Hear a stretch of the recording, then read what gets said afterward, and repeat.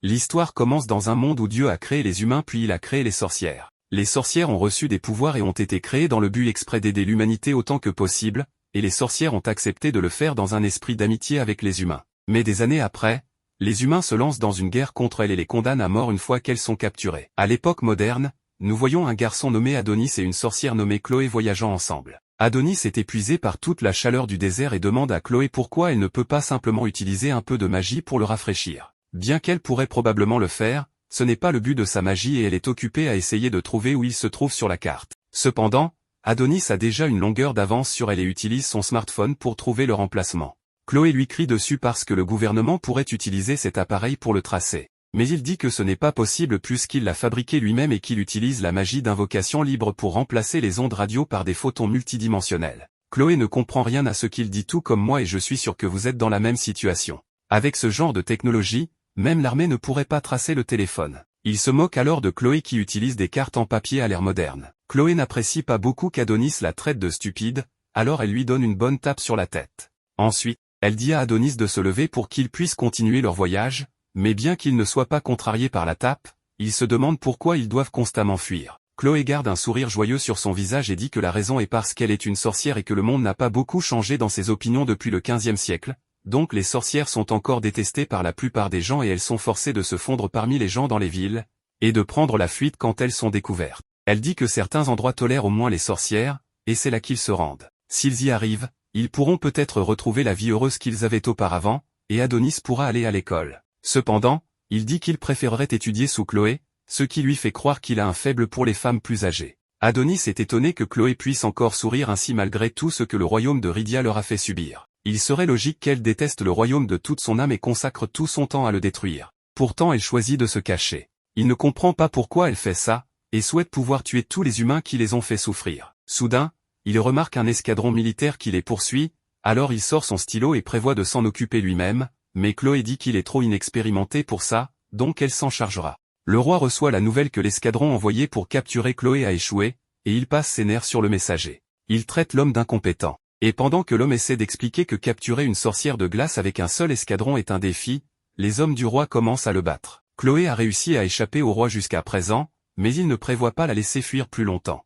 Chloé range son bâton magique et dit à Adonis de la suivre pour qu'il puisse partir, mais Adonis est contrarié par quelque chose. Alors il demande à Chloé pourquoi elle ne le laisse pas se battre à ses côtés. Elle prétend que c'est parce qu'il est inexpérimenté. Mais alors il fait tomber une énorme épée du ciel pour prouver qu'il a toute l'expérience nécessaire pour pouvoir combattre. Il connaît la vraie raison, Chloé ne veut pas qu'il tue des humains puisqu'il est aussi humain. Mais il est fatigué de ne pas pouvoir la protéger, elle qu'il aime. Chloé l'étreint et lui dit qu'elle comprend, mais leur moment d'intimité est interrompu quand l'une des machines des soldats morts capte leur localisation et une lumière verte les entoure tandis qu'ils commencent à flotter. Chloé réalise que cela doit être de la téléportation à grande échelle. Dans la colonne de lumière, Chloé et Adonis se tiennent la main pour ne pas être séparés. De retour dans la capitale, le roi fait un discours au peuple de son royaume en disant « Les sorcières nous protégeaient jadis avec leur pouvoir, mais nous avons fini par avoir peur de leur pouvoir alors nous avons créé notre propre pouvoir à travers le progrès technologique, et nous sommes arrivés à l'ère de l'expansion des engins. Ils ont des dirigeables, des bâtiments si solides qu'aucune tempête ne pourrait les détruire, et plus important encore, ils ont des smartphones qui est un condensé de connaissances. Ils n'ont plus besoin des sorcières ou de leur pouvoir pour leur survie puisqu'ils possèdent assez de pouvoir par eux-mêmes, et maintenant qu'ils ont ce pouvoir, ils visent la domination mondiale, le seul obstacle étant les sorcières qui peuvent rivaliser avec leur puissance militaire. Par conséquent, ils vont éradiquer toutes les sorcières. Et quand il termine son discours, Chloé et Adonis sont téléportés sur la scène. Adonis réalise ce qui se passe et fonce pour donner à Chloé le temps de s'échapper. Mais il est rapidement plaqué au sol. Voyant la seule personne qui lui est chère étendue au sol, Chloé a perdu patience. Elle veut l'enfer pour les humains et commence à lancer son sort. Elle s'était retenue auparavant parce qu'elle savait que si elle détruisait le monde humain, Adonis n'aurait nulle part où rentrer si quelque chose lui arrivait, mais maintenant plus rien n'a d'importance alors qu'elle est sur le point de lancer zéro absolu pour geler la ville. Cependant, au moment où le sort est lancé, il ne se passe rien et elle reste bouche bée. Les humains ont développé une sorte de machine pour annuler toute magie dans la zone, et sans magie, Chloé et Adonis sont complètement impuissants et à la merci du roi. Le roi se moque de Chloé qui a aidé l'humanité dans le passé mais elle est maintenant traquée et agenouillée devant lui, impuissante. Puis il arrache sa chemise devant toute la foule pour l'humilier et la gifle à terre. Pendant ce temps, la foule est occupée à prendre des photos. Adonis ne supporte pas de regarder cela alors il fonce une nouvelle fois sur le roi pour sauver Chloé, mais il est maîtrisé par les gardes. Le roi, agacé par les cris d'Adonis, ordonne à ses gardes de le tuer. Mais comme le garde pointe son arme sur la tête d'Adonis, Chloé ne supporte pas de le voir trouver la mort ici. Elle jette donc sa fierté de côté et supplie le roi d'épargner Adonis. Elle ment en disant qu'elle l'a kidnappé et élevé comme son esclave, alors elle implore le roi de le laisser partir. Peu lui importe ce qui lui arrive après. Le roi n'a aucune réaction à sa supplique et sort son pistolet de sa poche, le pointant sur la tête de Chloé. Adonis, impuissant à protéger Chloé, essaie désespérément d'activer un sort mais continue d'échouer. Tout en regardant le canon du pistolet, Chloé regarde Adonis une dernière fois et Adonis a des flashbacks du moment où Chloé l'a trouvé dans la rue et l'a recueilli pour l'élever. Pile au moment où Chloé s'apprête à dire son dernier « je t'aime », elle se fait tirer dessus avant de pouvoir finir. Après l'avoir tué, le roi s'éloigne et ordonne à ses hommes de cribler son corps de balles, laissant son corps comme une masse de chair pulvérisée. Adonis crie de douleur pendant que la foule acclame l'exécution de Chloé. En ce temps, Adonis se remémore tous les bons moments heureux qu'il a partagés avec elle. Après, un garde s'empare d'une hache et coupe sa tête. Le roi affiche fièrement la tête de Chloé et proclame la victoire sur les sorcières. Mais vous savez qu'Adonis n'oubliera jamais ce qui s'est passé aujourd'hui et l'ami qu'il a perdu. 10 ans plus tard, une grande partie de l'humanité est dans une situation désastreuse et souffre aux mains des gens qui ont tué la meilleure fille. Dans une cellule de détention,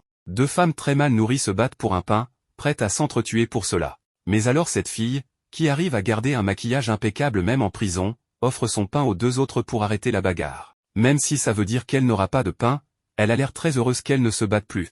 Une des amies de Doroka, Anna, vient la voir et lui demande si elle ira bien puisqu'elle n'a rien mangé depuis un moment. Mais elle dit que tout va bien et qu'elle est pleine d'énergie. Anna dit à Doroka qu'elle est vraiment au grand cœur malgré l'état actuel du monde. Peu importe les progrès technologiques réalisés par le monde une fois qu'ils n'avaient plus de sorcières à menacer avec leurs armes, ils ont commencé à se menacer les uns les autres et une guerre sans fin a été menée dans le monde humain. On avait fait croire aux gens que le monde irait mieux une fois que toutes les sorcières auraient disparu, mais ce n'est définitivement pas mieux, et les voilà dans le pétrin. Doroka remarque qu'Anna est bouleversée. Alors elle essaie de la réconforter avec un petit spectacle de marionnettes. Même si elles ont été traînées ici après avoir perdu face au royaume, ça finira par s'arranger d'une manière ou d'une autre. Le spectacle de marionnettes parvient à remonter quelque peu le moral d'Anna, mais cette lumière s'éteint rapidement quand un garde arrive en criant pour que le numéro 218 se présente. Jusqu'à présent, 4 personnes ont été appelées ainsi, mais aucune n'est jamais revenue après avoir été appelée. Le garde continue d'appeler le 218, et à son horreur, Anna réalise que c'est elle le numéro 218, celle qu'ils appellent. Au tout dernier moment, Doroka échange son numéro avec celui d'Anna pour épargner à son ami le sort inconnu qui l'attend. Elle est emmenée dans une pièce où un homme l'évalue et lui dit de se déshabiller. Elle est choquée mais l'homme lui dit de s'y habituer puisque c'est tout ce pourquoi elle est bonne désormais. Le directeur s'approche d'elle et lui dit que le royaume de Rydia est la superpuissance mondiale et que la seule utilité que Rya a pour elle est comme esclave sexuelle. Donc elle va devenir l'esclave sexuelle d'un seigneur du royaume et il n'y a rien qu'elle puisse y faire, sauf qu'il y a quelque chose qu'elle peut y faire. Elle mord le doigt du directeur pour qu'il la lâche puis s'enfuit en courant, volant aussi le téléphone du directeur afin de libérer tous les autres prisonniers. Cependant, le téléphone nécessite une authentification vocale pour exécuter des commandes. Doroka est donc forcée d'imiter la voix du directeur pour ouvrir toutes les cellules, puis ils courent tous comme si leur vie en dépendait. Doroka tombe sur une grande porte en courant et utilise le téléphone pour l'ouvrir. À l'intérieur, elle trouve une grande capsule, mais elle est appréhendée par des gardes peu après. Cependant, sa commande précédente pour ouvrir toutes les cellules ouvre aussi celle-ci, et Adonis est libéré, ne ressentant rien d'autre que de la rage. Il se réveille et hurle de colère. Après son réveil spectaculaire,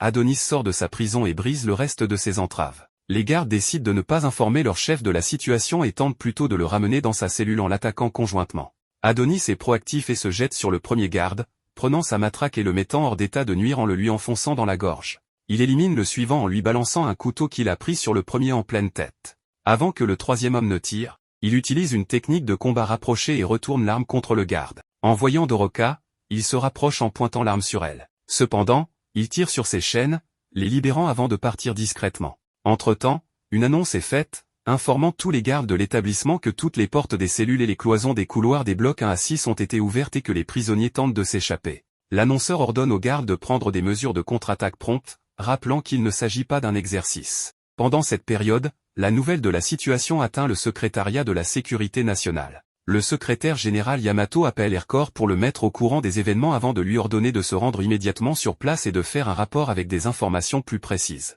Aircore reçoit la permission de s'armer avec des armes de classe 5 ou supérieure. Yuki, la vice-secrétaire, le met en garde de ne pas prendre à la légère la paix que l'empereur a construite et lui dit d'y aller. Il part de bonne humeur. Yuki est offensé par son comportement décontracté devant le secrétaire général et souhaite en finir avec lui pour cela.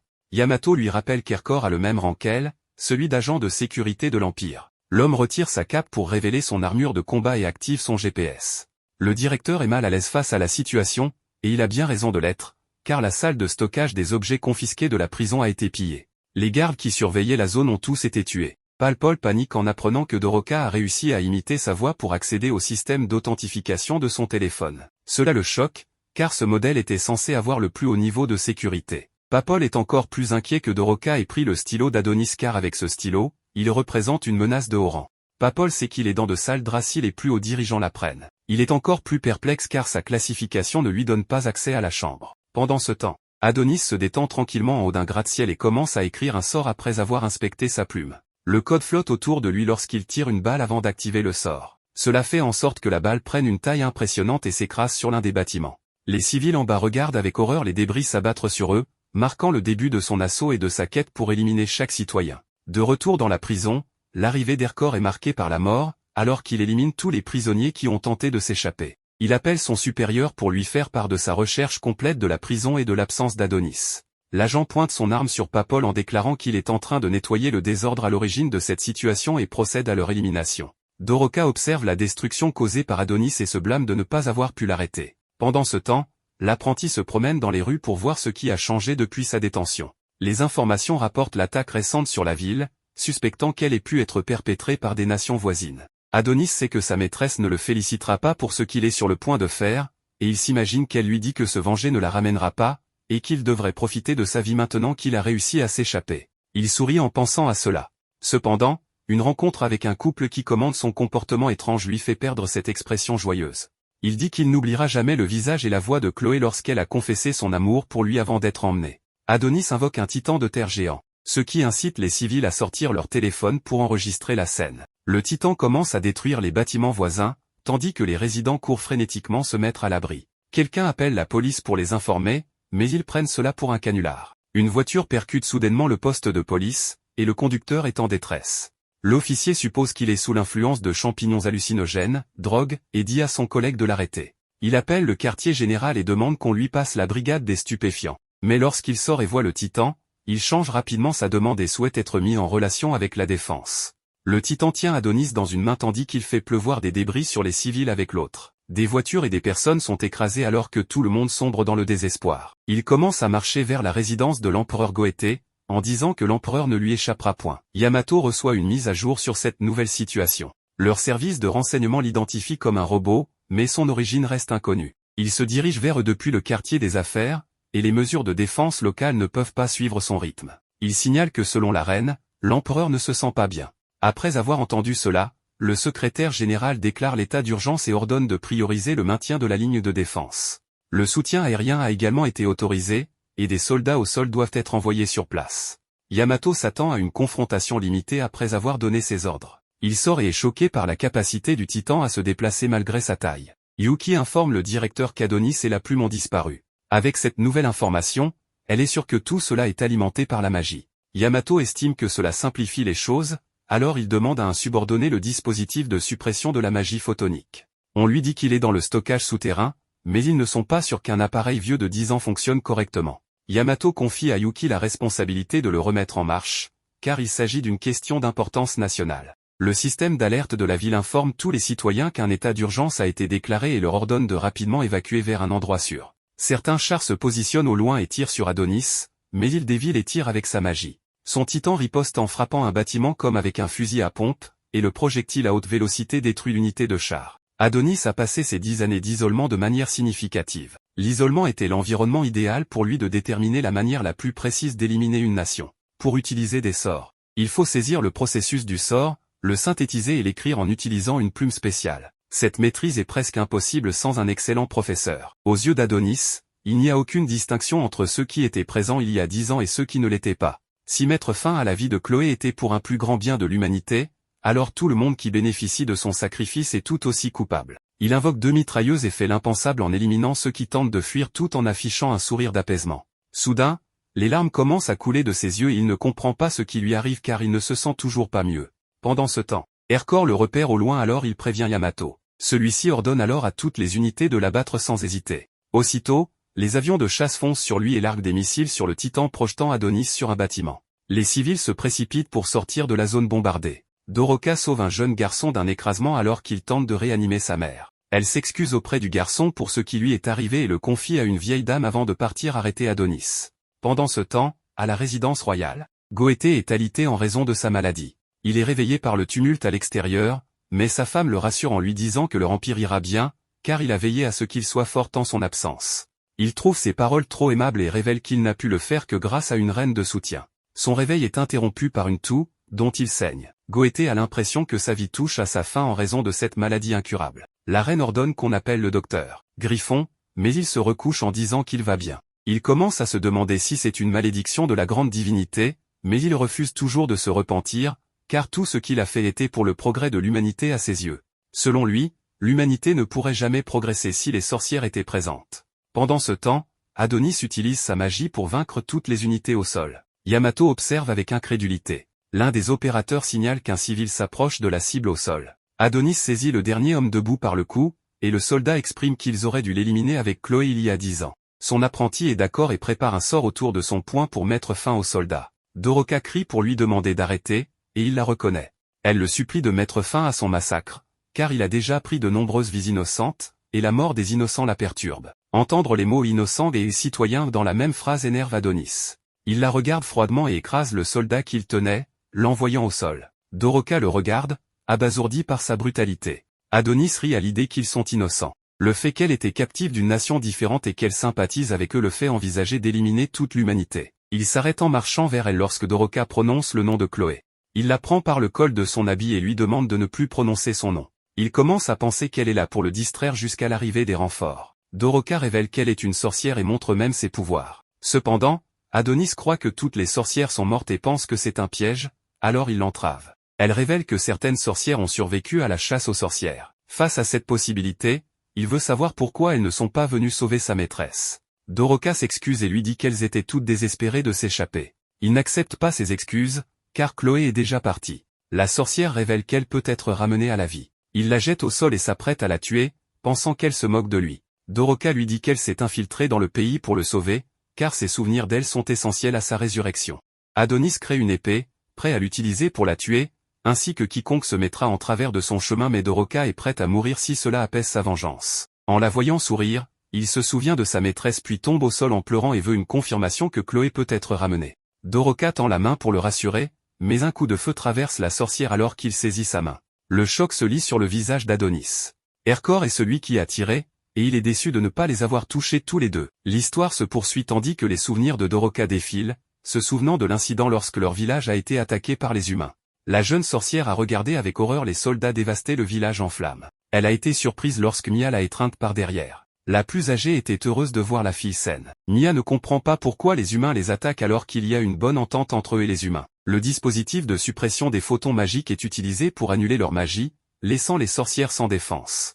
Doroka demande ce que c'est que la machine et Mia lui dit de s'enfuir pour informer Dame Ophilia de la situation, mais Doroka refuse d'y aller sans sa sœur. Alors Mia insiste pour qu'elle y aille et pour la motiver, sa sœur joue avec une marionnette en lui disant qu'elle est très forte. Doroka décide finalement de partir pendant que les soldats arrivent vers Mia, mais elle est tuée par les soldats. Son esprit revient au présent lorsqu'Adonis la prend dans ses bras et l'appelle. Elle s'excuse d'être distraite et crache des résidus, tandis qu'il lui dit de ne pas abandonner. Il est déterminé à ramener sa maîtresse bien-aimée Chloé à la vie. Elle s'accroche à lui avec la peu de force qu'il lui reste et chuchote l'emplacement actuel des sorcières. Leur moment est interrompu par une volée de balles tirées sur Adonis. Il se dérobe de manière acrobatique pour éviter les tirs, laissant Doroka être touchée par les balles. Il regarde le cadavre de Doroka avec frustration de ne pas avoir obtenu suffisamment d'informations sur la façon de ramener sa maîtresse décédée. Le chef de l'unité confirme la mort de Doroka et en informe Yamato. Adonis tient sa plume comme s'il allait passer un examen, en avertissant les soldats de ne pas devenir arrogants. L'apprenti commence à écrire un sort qui l'enveloppe, tandis que le chef de l'unité tarde à donner l'ordre de tirer, incitant tout le monde à vider leur chargeur sur Adonis.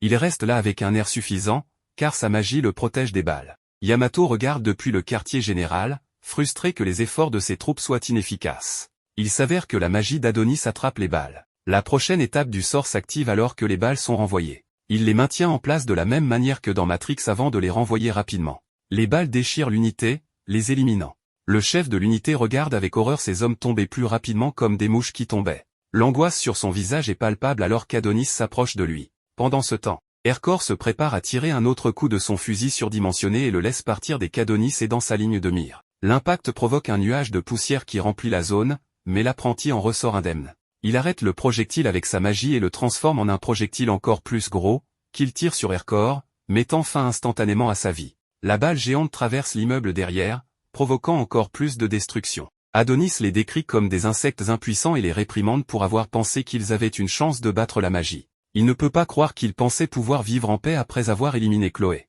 Adonis a l'intention d'éradiquer chaque être humain de la planète et jure de leur faire ressentir le désespoir de Chloé. Yamato observe le flux vidéo et implore Yuki de mettre en marche le dispositif de suppression des photons magiques. Tout en faisant cela, elle se tient là en admiration de la science qui a vaincu les sorcières. Une fois activée, il supprimera la magie d'Adonis. Elle s'enthousiasme à l'idée d'être utile à son frère aîné. Le vice-secrétaire réalise qu'elle a exprimé ouvertement ses sentiments et réprimande ses subordonnés choqués pour qu'ils se mettent au travail. Ils sont bloqués par les scientifiques et Sirta, la directrice de l'Agence nationale des sciences. Elle soupçonnait qu'ils se présenteront pour utiliser la machine. Sirta commente à quel point Yuki a progressé depuis leur dernière rencontre. Elle leur explique qu'elle ne peut pas permettre qu'ils activent la machine. Yuki tend la main vers ses armes et demande une explication. Yamato reçoit un appel de son vice, mais à sa grande surprise, Sirta est à l'appareil. Elle demande un moment pour parler. Elle lui fait savoir qu'ils ne peuvent pas activer la machine. Elle commence son explication en expliquant que la science est le travail de l'humanité qui éclaire le monde, mais il y a encore quelque chose qu'ils ne comprennent pas. Un exemple en est les particules émises par le dispositif de suppression des photons magiques, qui provoque une maladie de dysfonctionnement cellulaire humain développée par les soldats qui ont participé aux chasses aux sorcières il y a 10 ans. Sirta révèle que les particules libérées par l'appareil affectent le corps humain en exterminant les cellules. C'est la première fois que Yamato entend parler de cet effet secondaire. Sirta avoue qu'ils avaient cet effet secondaire mais que l'information était confidentielle. Malheureusement, il n'y a plus de sorcières pour restaurer l'environnement naturel. De plus, l'atmosphère qui aurait purifié ces rayons nocifs a disparu. La nature est tombée en disgrâce en raison des actions humaines. En conséquence, le corps humain sera détruit s'il est exposé à un grand nombre de particules provenant de la machine. La maladie de l'empereur est due au fait qu'il était également exposé au dispositif lorsque l'humanité combattait les sorcières. Pendant ce temps, Adonis fait face à l'unité suivante tout en laissant échapper un rire de méchant. Sirta remet le téléphone à Yuki et lui demande de partir, maintenant qu'ils connaissent la vérité. Elle refuse de prendre le téléphone et court activer la machine. En courant, elle explique qu'ils ne peuvent pas se permettre de se soucier de la maladie lorsque la menace de la magie est juste devant eux. Sirta ordonne à tous de battre en retraite pendant qu'elle poursuit le vice pour l'arrêter. Yuki active rapidement la machine, exprimant que c'est une question d'importance nationale. Le rire malicieux d'Adonis s'arrête brusquement lorsque sa plume est abattue de ses mains et que la magie est neutralisée. Le quartier général informe le secrétaire de la situation à l'emplacement de la machine. Sirta la désactive tout en tenant Yuki inconsciente, assurant à Yamato que sa petite sœur va bien, mais la réalité dit le contraire, car elles sont toutes les deux ensanglantées par l'exposition. Sirta lui dit de regarder Adonis sur son écran avant de lui dire que sans magie, leur ennemi est à leur merci. Sirta le pousse à réaliser qu'il devrait rapidement éliminer ceux qui nuisent à l'Empire, car après tout, ils sont le royaume indestructible. Yamato met fin à l'appel et ordonne à toutes les unités de charger Adonis. L'apprenti tente rapidement de récupérer sa plume alors qu'il se prépare à l'éliminer. Cependant, une soldate court dans la ligne de tir de son unité et réprimande Adonis pour avoir nui à leur nation. Le sommet d'un gratte-ciel tombe entre l'unité et elle, isolant la sorcière avec Adonis. Elle active son thermolame et insulte sa position en tant qu'apprenti sorcier avant de reculer pour porter le coup final. Adonis tourne le dos, prêt à mourir pour enfin rejoindre sa maîtresse.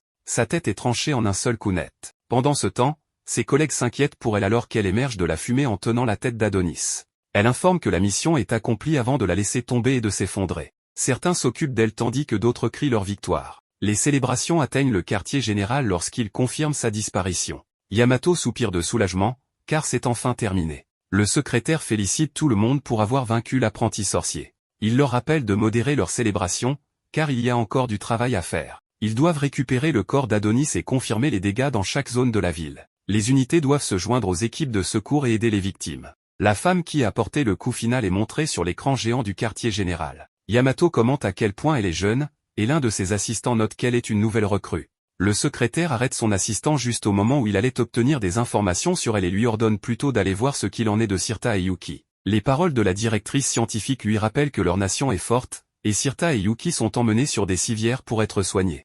Dans l'après-midi, l'empereur Goethe s'adresse aux masses tout en étant relié à de nombreuses machines et perfusions qui le maintiennent en vie. Il reconnaît que les arts occultes sont restés dans le monde parce qu'ils ont décidé de retenir l'apprenti sorcier, Adonis, en raison de sa nature humaine. Cependant, les conséquences de cette décision ont été dévastatrices pour le royaume. Après toutes ces années, ils n'ont toujours pas réussi à déterminer comment ils pouvaient utiliser la magie en tant qu'humains.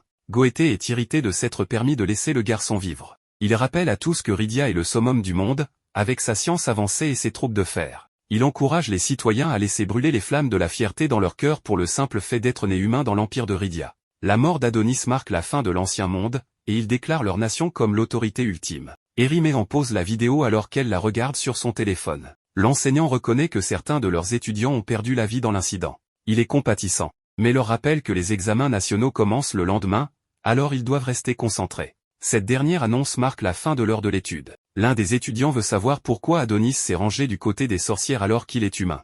L'enseignant déclare qu'il a probablement eu un lavage de cerveau. La sonnerie met fin à la conversation, et il les informe de se changer rapidement, car la première période est consacrée à l'éducation physique. Eri est interpellée par un autre élève pour ce qu'elle a fait. Elle s'énerve et répond que sa réaction était naturelle. Après l'école, elle retourne sur les lieux de l'incident pour déposer des fleurs. Elle blâme le gouvernement de ne pas avoir fait son travail en protégeant les citoyens. Elle se rappelle comment elle a abandonné son petit ami et s'excuse, sachant qu'il doit probablement la détester. Ses appels à l'aide résonnent toujours dans sa tête, mais elle regarde les photos qu'elle a prises d'Adonis et pense qu'il est très attirant. Gorgius surprend en l'approchant, qualifiant son admiration de honteuse.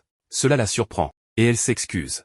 Eri remarque qu'il travaille pour le gouvernement et tente rapidement de supprimer les photos, mais il l'arrête et lui assure qu'il ne dira rien si elle ne les montre à personne. Le chef Gorgius lui rappelle qu'Adonis est un criminel odieux qui a causé cette catastrophe. La fille s'excuse rapidement et part. Il l'épie et appelle Charmy pour informer les autorités compétentes qu'Eri a été influencée par Adonis et qu'elle devrait être arrêtée. Il suppose qu'elle sera soit exécutée, soit emprisonnée pour trahison. Il reçoit un rapport indiquant que les dernières vérifications autour de la zone ont été effectuées et demande à Charmy de lui réserver un accueil chaleureux à son arrivée. Il s'avère que le chef Gorgius est le directeur adjoint de l'Agence nationale du renseignement. Charmy se plaint car il ne signera pas sa demande de transfert. Elle en a assez d'être surchargée de travail et harcelée par lui. Elle change de sujet pour parler des résultats de l'analyse effectuée sur le corps d'Adonis. L'enquêteur en chef confirme que le corps est un faux. En même temps, l'apprenti ouvre les yeux à un endroit inconnu.